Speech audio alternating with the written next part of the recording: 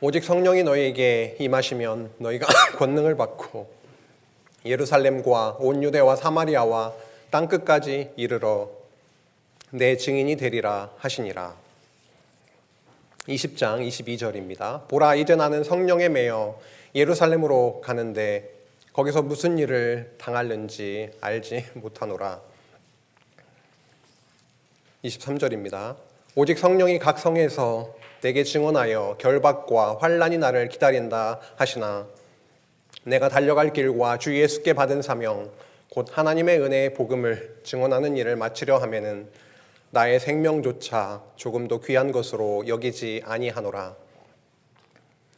25절입니다. 보라, 내가 여러분 중에 왕래하며 하나님의 나라를 전파하였으나 이제는 여러분이 다 내 얼굴을 다시 보지 못할 줄 아노라. 그러므로 오늘 여러분에게 증언하거니와 모든 사람의 피에 대하여 내가 깨끗하니 이는 내가 꺼리지 않고 하나님의 뜻을 다 여러분에게 전하였음이라. 여러분은 자기를 위하여 또는 온 양떼를 위하여 삼가라. 성령이 그들 가운데 여러분을 감독자로 삼고 하나님이 자기 피로 사신 교회를 보살피게 하셨느니라. 아멘. 지난 시간에 이어서 사도행전 말씀 함께 나누고 있습니다.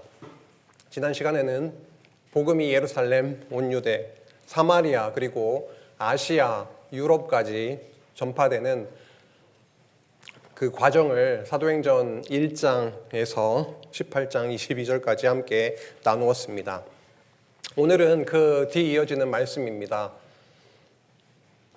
복음이 소아시아와 유럽을 넘어서 로마에까지 전파되는 그 과정, 정말 성령 하나님의 살아계시는 그 은혜의 역사를 함께 나누고자 합니다.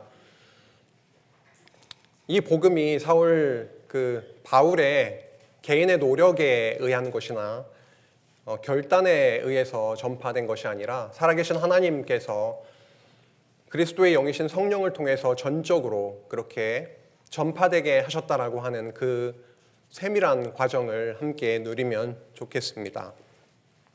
먼저 서론에서는 하나님께서 복음을 그 끝까지 전하게 하시기 위해서 역사 가운데 미리 준비해 놓으셨던 것들을 먼저 서론적으로 잠시 살핀 다음에 지난 시간에 함께 나누었던 1차, 2차 복음 전도의 과정을 잠깐 지도를 통해서 복습하시고 오늘 중점적으로 다룰 내용이죠. 3차 복음 전도, 소아시아와 유럽을 순회하면서 복음을 전파하게 하셨던 내용, 그리고 로마에까지 복음이 전해지게 하셨던 내용을 함께 나눈 다음에 3차 복음 전도와 로마 복음 전도 간에 하나님께서 사도 바울을 통해서 서신서들을 기록하게 하셨는데 어떠한 맥락에서 이렇게 복음을 또 각 교회에게 서신을 통해서 전하게 하셨는지를 한번 연결해 봄으로 오늘 사도행전 끝까지 가보도록 하겠습니다. 먼저 서론입니다. 하나님이 땅끝까지 복음을 전하게 하시는 데 있어서 저희들이 알고 있는 부분이기도 하겠지만 땅끝까지 복음을 전하게 하시기 위해서 준비하신 것들이 있었습니다. 미리 준비하신 거죠. 역사의 그런 과정에서요.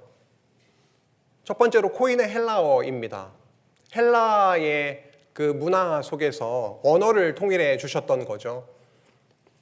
이 당시에 어느 곳에 가든지 사도 바울은 헬라어를 통해서 복음을 아주 자유롭게 전할 수가 있었습니다. 그리고 중요한 것은 그 역사 가운데 하나님께서 코인의 헬라어를 통해서 구약 성경을 번역을 해 놓으셨다라고 하는 거죠. 70인 성경이라고 해서 LXX 70인 성경을 번역해 놓으심을 통해서 유대인들이나 헬라인들이나 구약 성경을 읽을 수 있도록 그렇게 해 오셨다라고 하는 겁니다. 이미 읽고 있는 성경이 있었고 그리고 헬라어를 통해서 복음을 전할 수 있었던 것이죠. 다음으로는 회당입니다. 지난 시간에도 함께 나누었지만 사도 바울이 어느 곳에 가든지 먼저 가는 곳은 어디였죠? 회당이었습니다.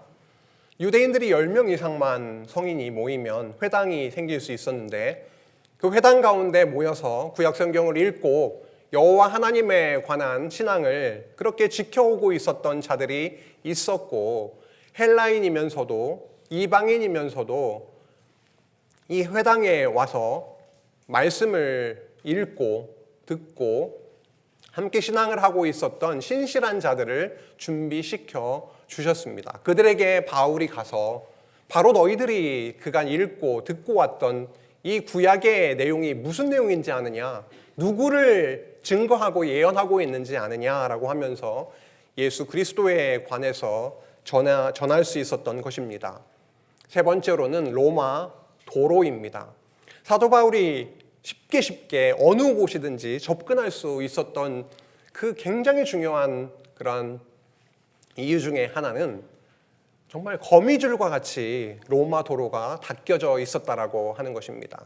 그냥 흙바닥도 아니었고요. 위에 자갈만 간단하게 그렇게 깔아놓은 도로가 아니라 완전 깊게 파서 층별로 여러 가지를 깔고 단단하게, 최고 위에는 평평한 돌을 다 박아서 아주 단단하게 마차도 군대도 다 다닐 수 있도록 그렇게 고속도로를 깔아놨었던 겁니다. 그래서 이 도로를 통해서 마음껏 복음을 들고 다닐 수 있었고, 다른 어떠한 길보다도 안전도 그래도 보장되었던 그런 도로가 되겠습니다. 네 번째, 로마 시민권입니다. 사도 바울은 다소에서 태어났는데 아마도 부모님들이 그 로마 시민권을 가지고 있었던 것으로 보이는데요. 태어나면서부터 로마 시민권을 받았기 때문에 로마 시민권을 통해서 로마에까지 가게 되는 그러한 결과도 오늘 확인하게 될 것입니다.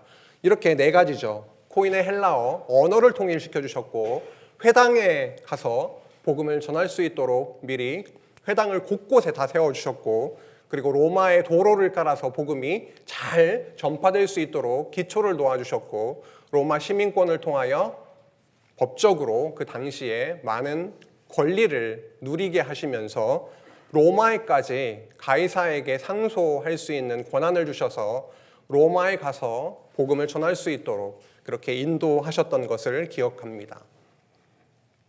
복음 전파는 오직 성령 하나님께서 절대 주권적으로 인도하신 사역이었습니다. 지난 시간에도 사도 바울이 2차 복음 전도에서 어디에 더 머물면서 복음을 전하고 싶었죠?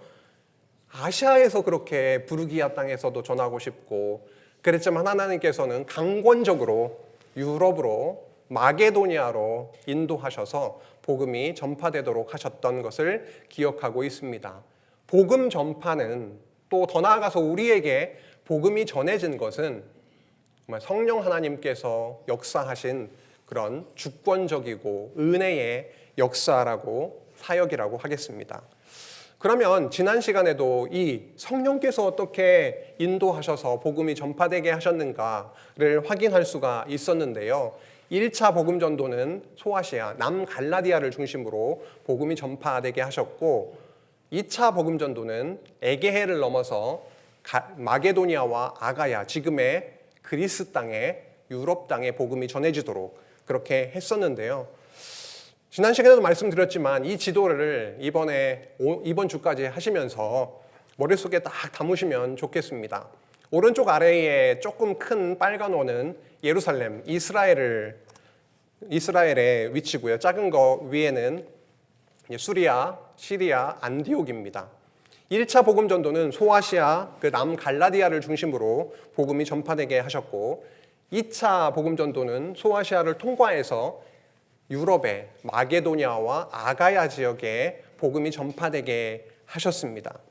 1차 복음 전도의 과정을 한번 보시면은 먼저 안디옥에서 복음이 이제 전파되어서 이방 교회가 세워졌고, 거기에서 바나바와 바울을 안수해서 이제 파송하게 되는 거죠.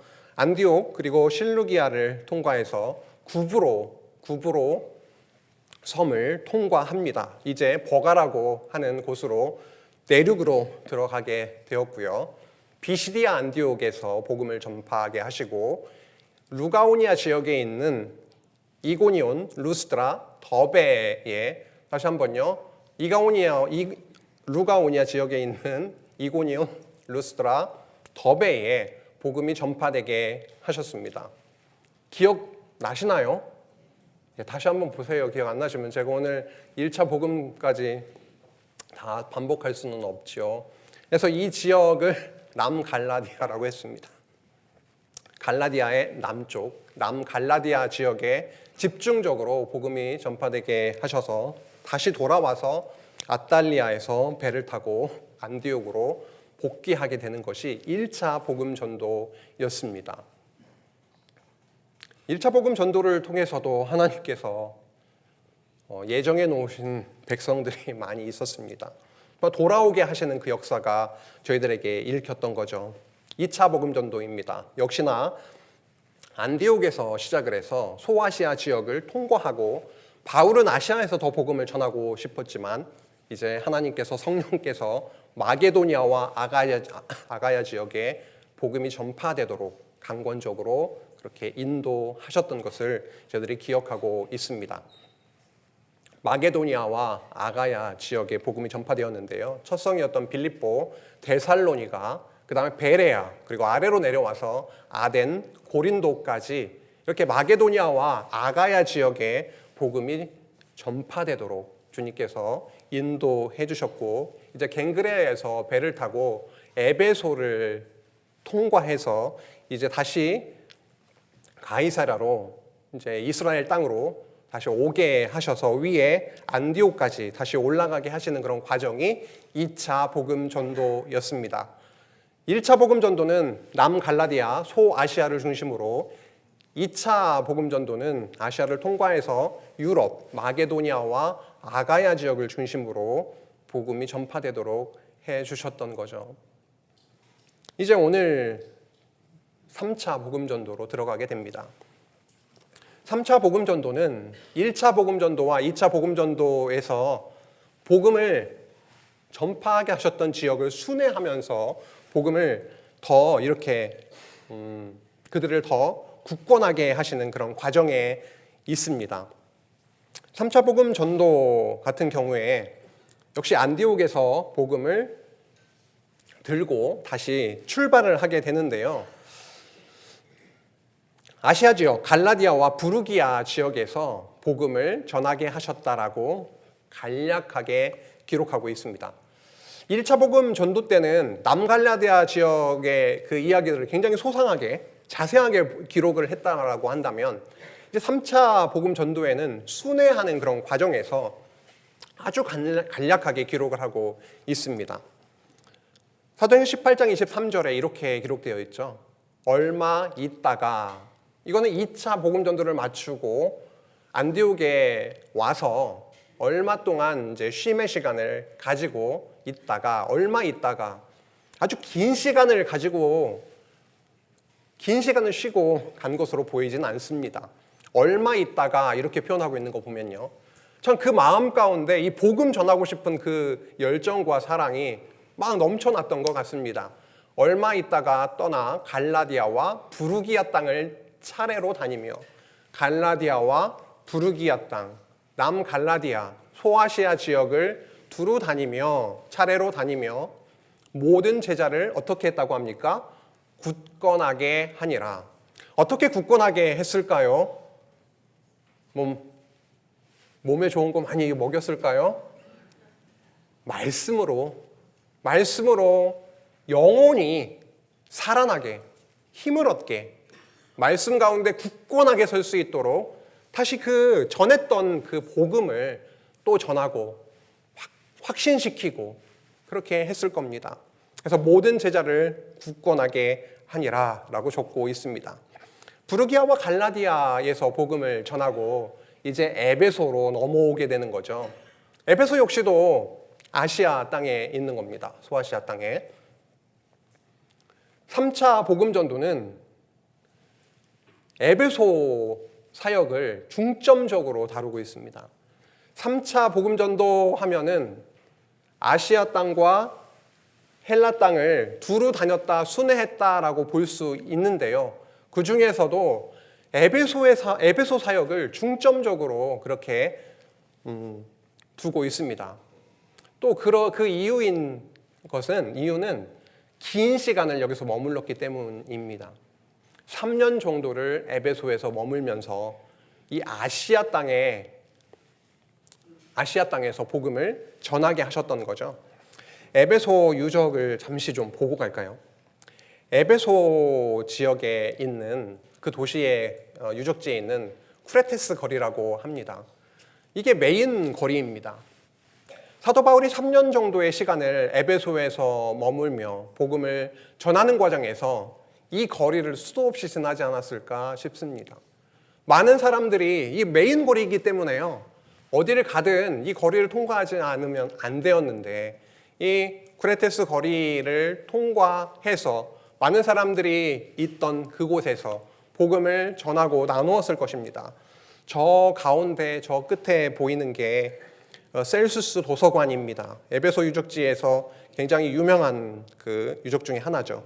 그 당시에 얼마나 융성하고 장서가 엄청나게 많았겠구나라고 하는 것을 가늠하게 하는 그 도서관이죠.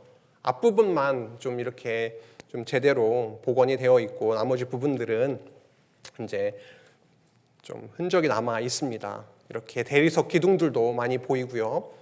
그리고 뒤에 이렇게 보이는 저 언덕처럼 보이는 곳이 바로 에베소 대극장입니다. 25,000명 정도가 수용이 가능했던 그런 아주 굉장히 큰 그런 극장이었는데요. 이것과 관련해서 말씀 한번 보겠습니다. 바울이 회당에 들어가 석 달 동안 담대히 하나님 나라에 관하여 강론하며 권면하되, 에베소 지역에서도 역시나 어디에 가서 말씀을 전하게 됐냐면 회당에 가서 말씀을 전하게 됐고요. 3달 동안 집중적으로 사경회를 했습니다. 말씀을 전했던 겁니다. 하나님 나라에 관하여 구약 성경을 기초로 해서 이 구약 성경이 이 하나님의 나라에 관해서 이렇게 말씀하고 있는 것이고, 이 하나님의 나라는 바로 구약 성경이 증거하고 있는 메시아 그리스도 예수에 의해서, 예수 그리스도의 십자가를 통하여 하나님의 나라가 이 땅에 세워지게 되었다. 하나님의 나라가 이렇게 이 땅 위에 나타나게 되었다라고 강론, 말씀을 풀어서 그렇게 전했던 것입니다. 석 달 동안 말이죠. 그런데 어떤 사람들은 마음이 굳어 순종하지 않고 무리 앞에서 이 도를 비방하거늘 받아들이지 않는 자들이 있었다라고 하는 거죠. 바울이 그들을 떠나 제자들을 따로 세우고 두란노 서원에서 날마다 강론하니라. 두란노 서원이라고 하는 장소를 빌려서 일주일에 한 번이요? 아니요, 날마다요. 아침부터 저 밤까지요? 그렇지는 않았던 것 같습니다. 다른 자료들을 좀 참고해 보면 오전 11시부터 오후 4시 사이에 매일같이 모여서 말씀을 나누었다라고 그렇게 나타나 있습니다. 그 이유는요, 이곳은 굉장히 낮에 뜨거운 지역이기 때문에 오전에서 오후까지는 낮잠 자는 쉬는 시간입니다. 사도 바울은 두라노 서원이라고 하는 공간을 빌려서 남들은 다 쉬고 낮잠 자는 그 시간을 이용해서 11시에서 4시까지 날마다 모여서 되게 뜨겁고 힘들었을 텐데 말씀을 전했다라고 하는 거죠. 전하기만 한 것이 아니라 말씀을 들으러 오는 그런 사람들이 당연히 많이 있었던 것 같습니다. 왜냐하면 10절 보면은요, 2해 동안 이같이 하니 2년 동안 날마다 말씀이 선포되게 하셨습니다. 두란노 서원에서, 에베소에서요. 그래서 그 결과는 어떻게 됐느냐? 아시아에 사는 자는 유대인이나 헬라인이나 할 거 없이 다 주의 말씀을 듣더라라고 적고 있습니다. 사도 바울이 한 달만 혹은 2달만 머물렀다면 복음을 전해도 들을 수 있는 교회가 그렇게 많지 않았을 텐데 에베소에서 무려 몇 년 동안 머물렀다고요? 3년. 2해 동안 두란노 서원에서 강론을 한 거고요. 3년 정도의 시간을 에베소 한 도시에서 머물면서 줄기차게 하나님 나라에 관해서 말씀을 전했던 겁니다. 그 결과는요, 아시아에서 많은 사람들이 와서 말씀을 들을 수 있도록 하나님께 하셨다라고 하는 거죠. 참 굉장히 효율적으로 하나님께서 시간도 쓰셨던 것 같습니다. 다 돌아다니면서 두루두루 말씀을 전할 수도 있었지만 에베소에서 집중적으로 날마다 강론하게 하셔서 아시아에 있는 사람들이 어느 곳에 있던 와서 말씀을 듣고 또 돌아가고 또 말씀을 와서 듣고 돌아가고 그렇게 복음이 아시아 지역으로 다 전파될 수 있도록 그렇게 인도하셨던 겁니다. 그 결과 어떻게 됐을까요? 말씀이 전해지면 어떠한 결과들이 일어날까요? 아, 예수가 그리스도이시구나. 하나님만이 참신이시구나. 그들은 누구를 섬기며 살고 있었을까요? 이방신을 섬기고 살고 있었죠. 엄청나게 고민이 되고 갈등이 있었을 겁니다. 그러나 복음이 제대로 그들의 마음 가운데 들어가니까 마술사들도 큰 변화가 일어나게 됩니다. 또 마술을 행하던 많은 사람이 그 책을 모아가지고 와서 모든 사람 앞에서 불사르니 그 책값을 계산한 즉 은 5만이나 되더라. 이 드라크마인데요. 5만 드라크마는 굉장히 큰 돈이었다는 건데요. 그 가치가 있는 책들, 그들에게 있어서는 돈줄이 되는 지식의 보고인 그 책들을 다 불사르게 되는 복음을 듣고 나서 큰 변화가 일어난 겁니다. 나에게 있어서 중요했던 것, 나에게 있어서 많은 유익을 줄 수 있었던 그것을 이제는 어떻게 됐나요? 내던지게 된 겁니다. 복음을 듣고 나서 일어난 일이었습니다. 복음의 능력이 그들을 사로잡으니까 마술사들도 그들의 책을 다 던져버리고 사도 바울이 예수 그리스도를 만난 다음에 많은 것들을 누릴 수 있고 가진 그였지만 다 배설물로 여기고 그리스도께 복종하고 그를 따라갔던 섬겼던 것들을 또 기억하게 되는 거죠.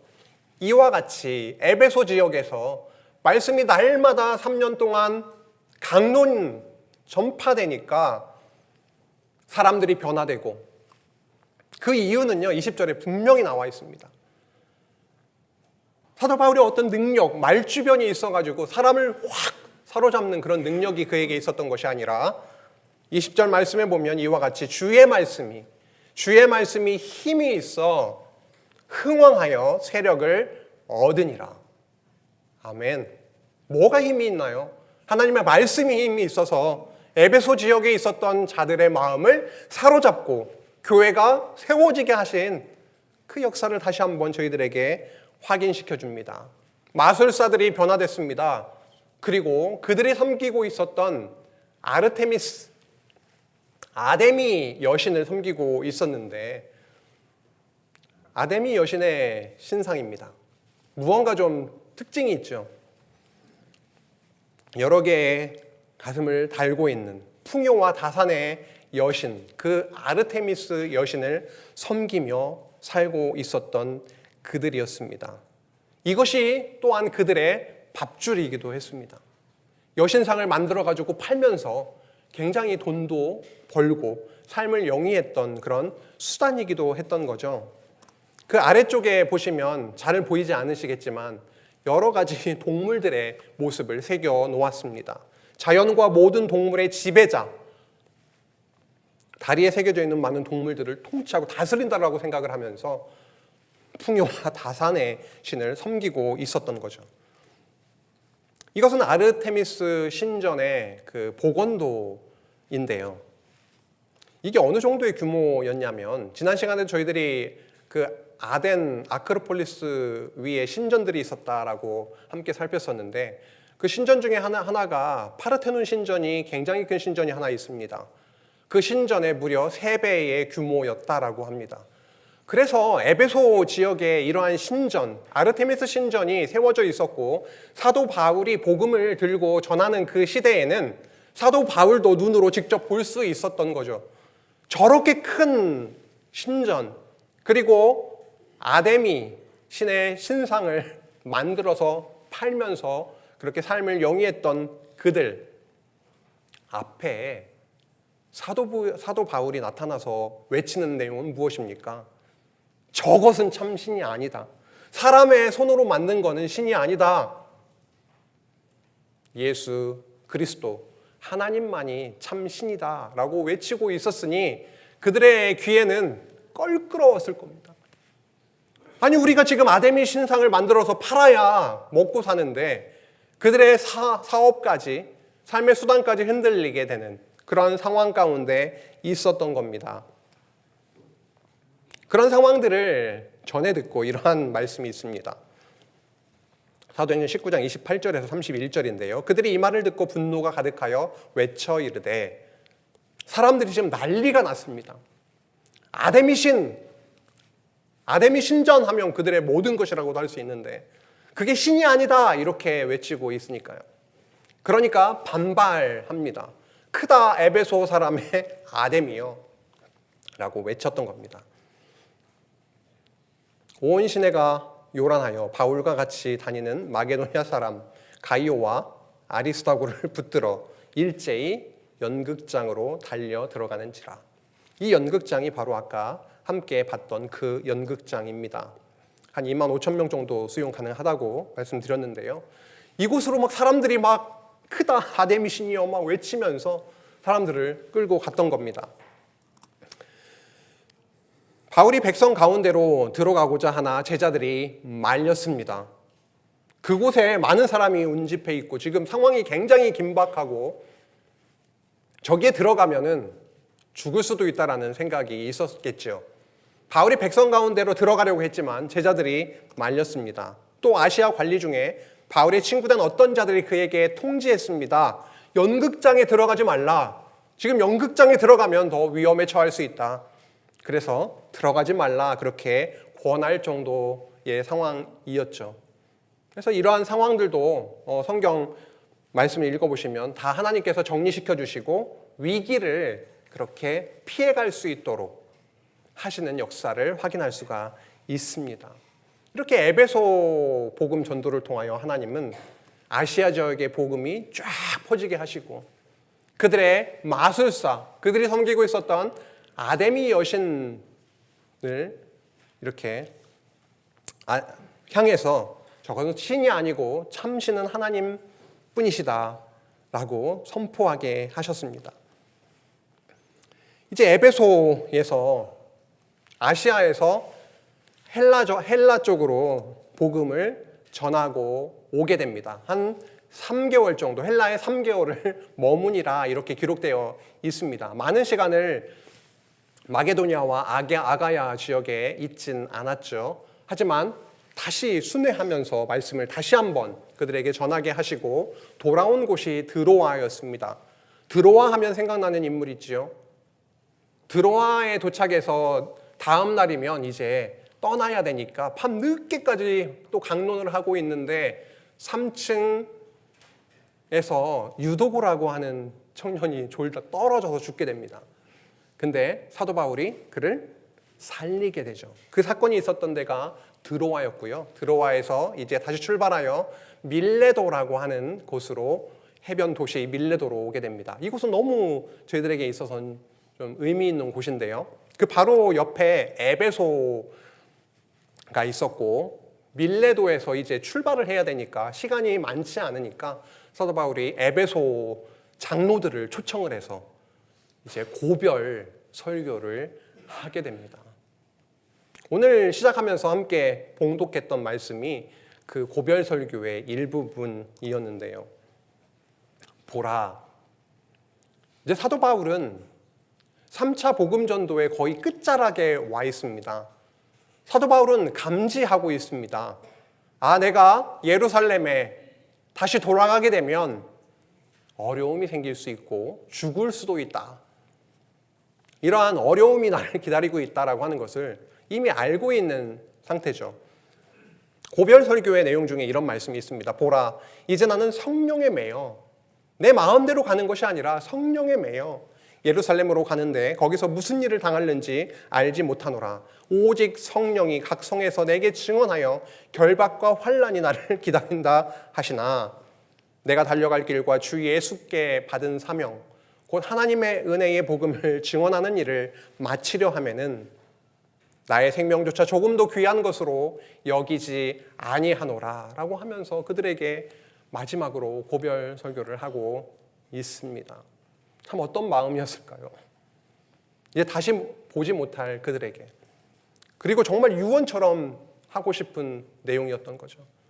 나는 정말 어려움이 기다리고 있지만 나는 하나님께서 주신 사명이 복음 전하는 일이고, 이 사명을 위해서는, 이 사명을 마치기 위해서는 나의 생명도 조금도 귀한 것으로 여기지 않는다라고 하면서 에베소 교회 장로들에게 이 말씀을 전했던 겁니다.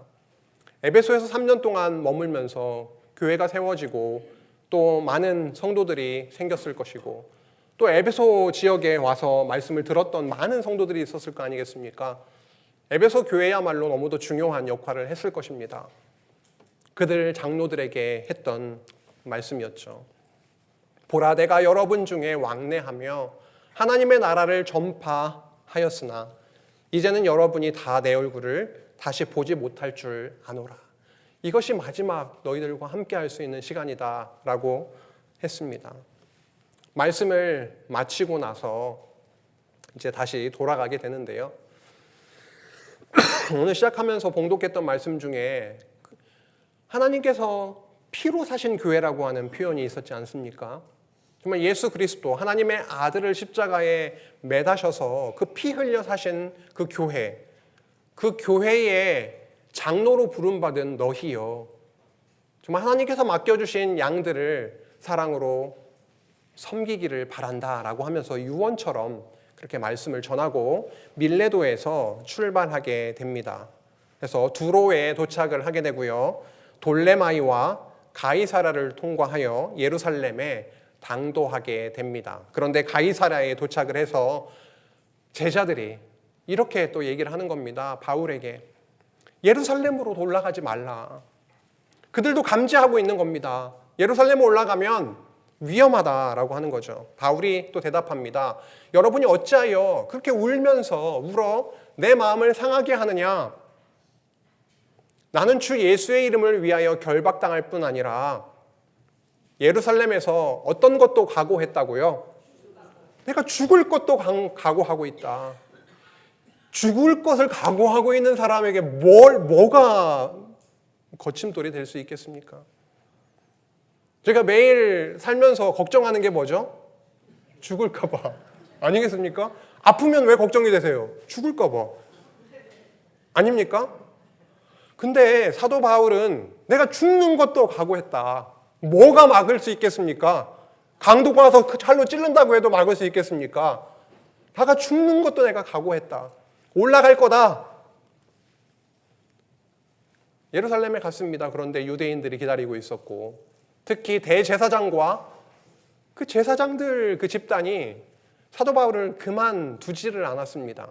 그리고 고발해서 죽이고자 하고 들것에 실려나갈 정도로 그렇게 또 매를 때리기도 하고, 그런 과정에서 붙들리고 또 로마 군대에 의해서 체포도 되고 이런 과정에 있었는데요.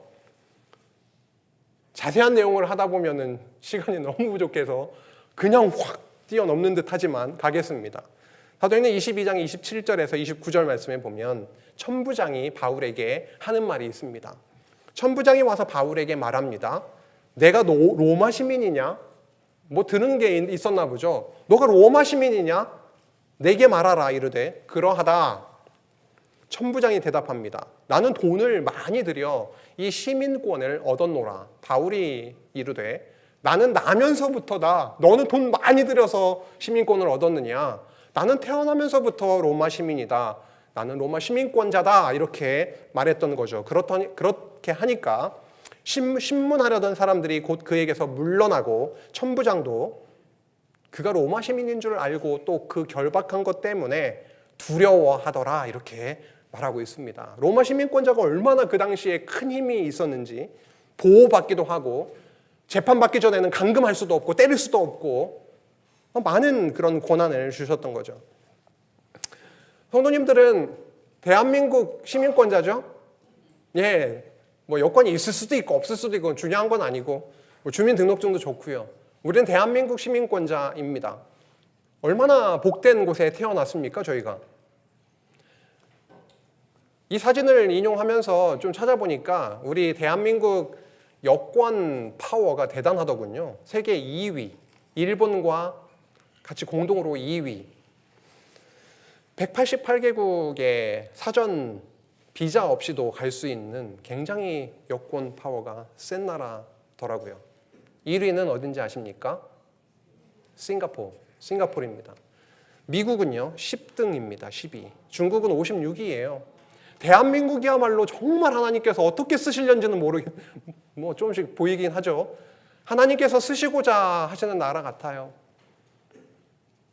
그런데 저에게 뭐 싱가포르 여권이 있진 않아도 너무도 하나님께서 주신 은혜가 크다 너무 느끼고 있죠. 근데 그 당시에 로마 시민권을 가지고 있었던 사도 바울 같은 경우에도 대단한 권리를 누리고 있었던 겁니다. 내가 가이사에게 상소한다 이러면 로마에 가서 재판을 받을 수 있었던, 보호를 받을 수 있었던 그런 자가 되었던 거죠. 그런데 저희는 가끔 그렇게 표현하죠. 이중국적자라고. 대한민국, 물론 이제 다른 나라까지 또 갖고 계시는지는 모르겠지만 어디 시민권자입니까, 저희는? 예, 맞습니다. 우리는 천국 시민권을 하나님께서 주셔서 가지고 있는 자들이죠. 긴가민가 하십니까? 아니요.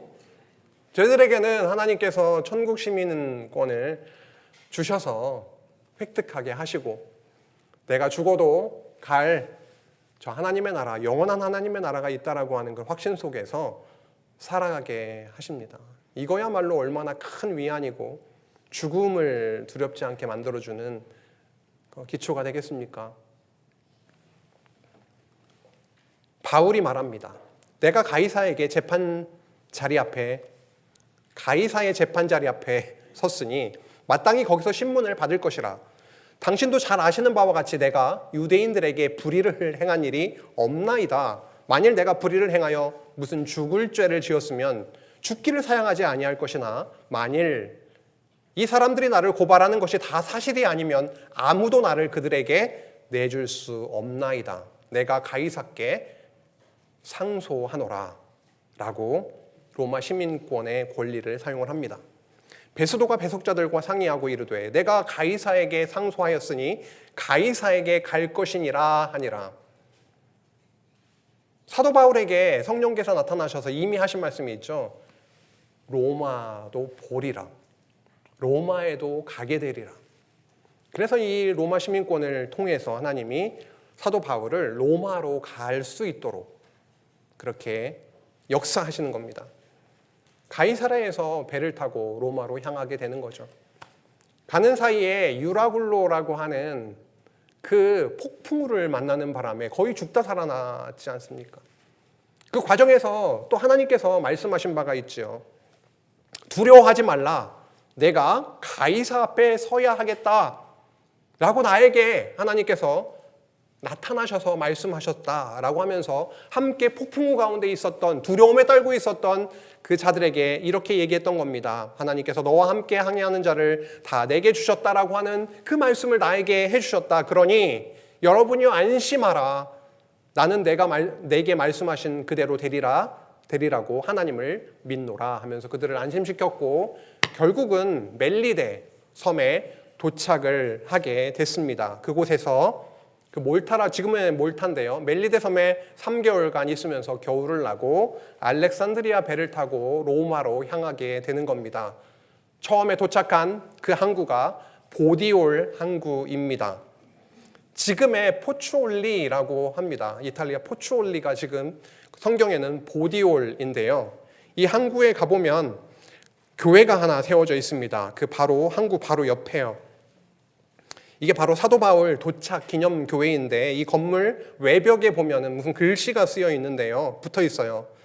파울로 디 타르소. 다소의 바울이라고 해서 이게 라틴어 그 이탈리아어로 써 있기 때문에 번역을 해 보니까요. 다소의 바울.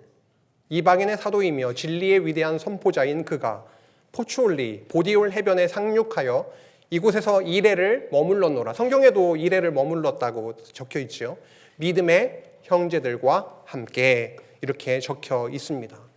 2레를 머물고 있는 그 사이에 로마에 있는 그 형제들이 그 소식을 듣고, 그곳 로마 형제들이 우리 소식을 듣고 아비오 광장과 트레이스 타베르네까지 맞으러 오니 바울이 그들을 보고 하나님께 감사하고 담대한 마음을 얻으니라 라고 적고 있습니다.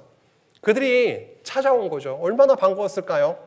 그 죽다 살고 그 바다를 건너서 또 이방 땅에 오게 되었는데 형제들이 찾아온 겁니다. 맞이하러 온 겁니다. 아비아 가도라고 하는 그 도로를 통해서 그들이 찾아오게 된 거죠. 반들반들하죠. 정말 로마에 가시면은 지금도 그 도로들이 그렇게 잘 남아있는 거 보면 참 도로 만드는 기술이 그 당시에 대단했던 것 같습니다. 이 도로를 타고 형제들이 마중 나왔던 거죠. 보디올에서 이제 로마로 들어가게 됩니다. 로마에 들어가서 사도행전 마지막에 보면 이러한 말씀이 나오고 있습니다. 로마에 가서 2년 동안 갇혀 있었던 거죠. 감옥에 갇혀 있었다라고 표현하기보다는요, 가택연금 상태에서 2년 동안 지내면서 자유롭게 사람들과도 만날 수 있었던 판결 전이었기 때문에 2년 동안 그 시간이 지나고 있었다는 것을 저희들이 좀 생각해 본다면 아마 증거가 불충분하기도 하고 이태 동안 지나면서 그렇게 가택에 머물고 있는 상태였습니다. 바울이 온 이태를 자기 셋집에 머물면서 자기에게 오는 사람을 다 영접하고 한 일이 무엇이냐? 하나님 나라를 전파하며 주 예수 그리스도에 관한 모든 것을 담대하게 거침없이 가르치더라. 하나님의 말씀을 너가 로마에도 가야 하리라. 하나님께서 로마에 불러주셔서 하게 하신 일은 무엇이냐? 말씀을 전하는 일이었습니다. 오히려 로마의 보호를 받으면서 말씀을 거침없이 담대하게 하나님의 나라에 관하여 예수 그리스도에 관하여 전하게 됐던 겁니다. 이렇게 이태를 지나고 나서 석방이 됩니다. 이 내용은 사도행전에 적혀 있지는 않지만요. 석방이 돼서 또 복음을 전하는 과정을 또 가지게 됩니다. 그리고 나서 다시 또 2차 투옥이 됩니다. 네로 황제 시대 때에 기독교 박해가 심해지면서 그때 다시 투옥이 되는 거죠. 그때 갇혔던 감옥이 로마 마메르틴 감옥입니다.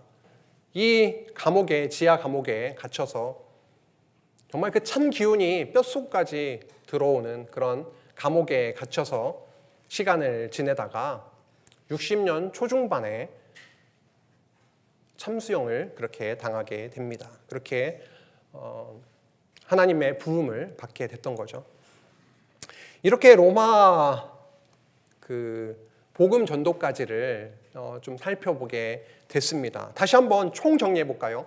1차와 2차 복음 전도 눈에 들어오실 겁니다.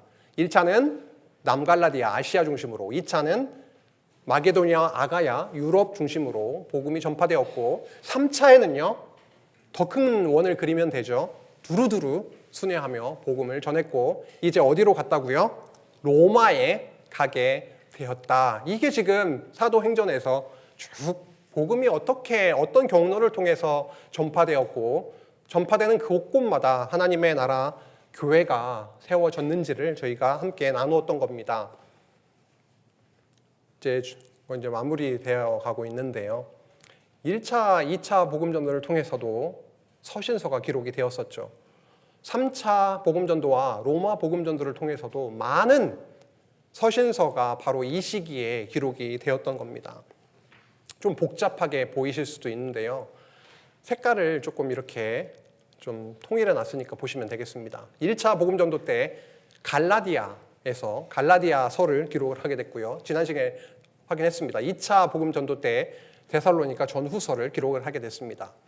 이제 3차 복음 전도 때 3차는 아시아와 에베소 중심으로 하고 헬라에 갔다가 돌아오는 그런 여정이었는데요. 3차 복음 전도 때 로마서와 고린도 전후서가 기록이 되었고, 그 다음에 로마에 가서 투옥이 돼 있는 상태에서 저희들이 잘 알고 있듯이 에베소, 빌립보, 골로새, 그리고 빌레몬서, 옥중서신이라고 잘 알려져 있는 그게 1차 가택연금 되어 있는 상태에서 기록했던 그 서신이 옥중서신 4권이고, 그 다음에 풀려났다라고 했습니다. 풀려난 상태에서 이제 디도에게 그리고 디모데에게 또 서신을 쓰게 되고, 마지막 다시 한번 투옥을 당해서 이제 죽음을 앞둔 상태에서 유언처럼 디모데 후서를 기록을 하게 되었는데요. 이렇게 하고 끝나면은 너무 그려지시는 게 없을 것 같아서 다시 한번 말씀드립니다. 고린도 전서는요, 에베소에서 무려 3년을 지나면서, 그렇게 지나면서 두란노 서원에서 이태 동안 복음을 집중적으로 그렇게 전하면서 어디 소식을 듣게 됐냐면 고린도 교회 소식을 듣게 된 겁니다. 많은 분란이 있고 여러 가지 어려운 점들이 있습니다. 그런 상황에서 에베소에 있던 바울이 한 일은 바로 예수 그리스도의 십자가 복음에 대해서, 그리스도의 부활의 복음에 대해서 그들에게 전하면서 그들에게 단합과 일치의 건더기의 복음을 전해서 그들을 양육하게 됐던 거죠. 또 에베소에서 마게도니아로 이동하는 그 시점에 디도를 만나게 됩니다. 그렇게 기다리던 디도, 고린도에 보냈는데 오지 않는 디도, 바로 마게도니아에서 그 디도를 만나게 되는 겁니다. 고린도 교회의 소식을 가지고 온 그 디도를 통해 고린도 소식을 듣게 되죠. 그렇게 서로 갈등이 있고, 어떤 갈등이요? 고린도 교회와 바울 사이에 있었던 그런 사도권이라든지 여러 가지 그런 오해와 이런 갈등들이 이제 풀어지는, 그 소식을 듣고 너무 기쁜 그런 상황 속에 이제 고린도 후서를 보내서 화해와 협력의 복음, 그 건덕의 복음을 전함으로 교회를 또 그렇게 양육했던 겁니다. 그래서 화해하고 서로 하나님 안에서, 그리스도 안에서 화해하고 연보로 협력하는 그런 내용이 고린도 후서에 나와 있지요. 이제 고린도 후서를 기록하고 어디로 내려오느냐? 고린도로 내려오게 되죠. 고린도에 내려와서 이제 3차 복음 전도를 다 마무리하는 그 시점에서 이제 생각해 보는 겁니다. 여기도 복음을 전했고 여기도 복음을 전했고 편만하게 복음이 전해졌으니 나 이제 복음을 더 전하고 싶은데 어디로 가고 싶다고요? 서바나로 가고 싶다. 서바나로, 스페인으로. 그러니 나에게 협력을 해주면 좋겠다. 내가 로마에도 갈 거다. 나에게 협력을 좀 해주라. 그냥 어떻게 협력이 됩니까? 복음, 바울 안에 담겨져 있는 복음을 먼저 전하는 거죠. 로마서를 통해서 정말 복음이 이러한 내용이다. 이거다. 내가 이 복음 때문에 살고 여기까지 왔다. 이 복음을 스페인에도 전하고 싶다. 나에게 협력을 좀 해주라. 그래서 정말 핵심, 엑기스 중에 엑기스, 그 복음을 전하고 협력을 구하는 그 로마서가 고린도에서 로마를 향해 3차 복음 전도의 마무리되는 시점에서 기록이 되었었고요. 1차 투옥, 이제 로마로 가게 되지 않습니까? 1차 투옥 이태 동안 가택연금 상태에서 이제 옥중서신을 발송을 하게 되는 겁니다. 마게도니아에 있는 빌립보에게, 아시아에 있는 에베소에게, 에베소 옆에 있는 골로새, 그치요? 골로새 교회에게, 그리고 골로새 교회의 일원이었던 성도였던 빌레몬에게 그렇게 옥중서신을 발송을 하게 됐던 거죠. 그리고 풀려납니다. 이제 추록을 하게 되는 거죠. 추록을 하게 돼서 마게도니아 그 지역에서 에베소에 있는 디모데에게 또 서신을 쓰게 됩니다. 디모데를 에베소에 남겨뒀었거든요. 이제 지도자들을 세우고 목회를 할 수 있도록 그 후배 디모데에게 에베소 교회를 좀 맡아달라 하면서 남겨놨던 겁니다. 그 중요하고 3년 동안 말씀을 전하면서 정말 후배에게 이렇게 그 디모데에게, 그 동역자에게 교회를 이렇게 맡기면서 간절한 마음으로 추록을 해서 또 서신을 쓰게 됐습니다. 그리고 또 누구에게 했느냐? 그레데 섬에 남겨놨던 복음을 전하고 있었던 디도에게 또 서신을 쓰게 되는 겁니다. 지도자를 세우고 감독자를 세우고 진리를 전파하고 이단자를 어떻게 치리하는지, 그렇게 복음 위에 그 교회가 단단하게 설 수 있도록 그렇게 전했던 겁니다. 그리고 마지막으로 2차 투옥을 당해서 이제는 죽음을 앞두고 언제 죽을지 모르는 그 상태에서 다시 한번 에베소에 있는 디모데에게 유언과 같은 그런 말씀을 쓰게 됐던 겁니다. 이렇게 지난 1, 2차 복음전도와 3차 복음전도, 로마 복음전도의 그런 과정을 통해서 그러한 맥락 속에서, 과정에서 또 이러한 서신을 발송하게 해서 복음이 전해진, 세워진 교회, 그 교회가 당하고 있는 여러 가지 어려움과 혼란 속에 그냥 두시지 아니하시고 성령께서 그 말씀으로 복음으로 다시 그들을 양육하고 무장케 하시는 그런 과정이 바로 서신서가 쓰여진 거였구나. 서신서가 그냥 볼 때마다 이거 언제 쓰여졌는지 새롭죠. 저도 새롭더라고요. 볼 때마다. 하지만 이번 기회를 통해서 다시 한번 성령께서 이러한 복음을 전파하게 해서 교회를 세우시고 교회 안에 어려움들이 있을 때에 복음 전도의 그런 과정 속에서 그렇게 서신을 써서 또 양육하고 무장케 하셨던 그 내용이 바로 서신서였구나, 이렇게 정리하시면 되겠습니다. 이제 결론입니다. 사도행전을 함께 2주에 걸쳐서 굉장히 간략하지만 보시면서 무엇을 느끼시고 깨닫게 되셨습니까? 사도행전이야말로 여호와께서 저 창세기에 언약하셨던 그 하나님의 나라를, 하나님의 아들이신 예수 그리스도를 이 땅에 보내셔서 그 피로 바로 하나님의 백성을 사셨고 그리스도의 십자가의 피로 이 땅 위에 교회를 세우심을, 실체적인 교회, 이 땅 위에 교회인 그 하나님의 나라인 교회를 세우심을 저희들이 확인할 수가 있었습니다.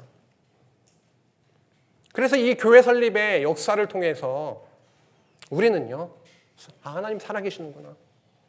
저희들에게 중요한 게 무엇입니까? 2차 전도 때 이러한 일이 있었습니다. 3차 전도 때 이러한 일이 있었고 이 시점에서 이 서신서가 쓰여졌습니다. 이것을 정확하게 기억하는 것이 중요합니까? 중요한 부분도 있는데요. 이제 더 중요한 것은 무엇입니까? 하나님께서 진짜 살아계시기 때문에 이러한 역사가 일어난 거구나.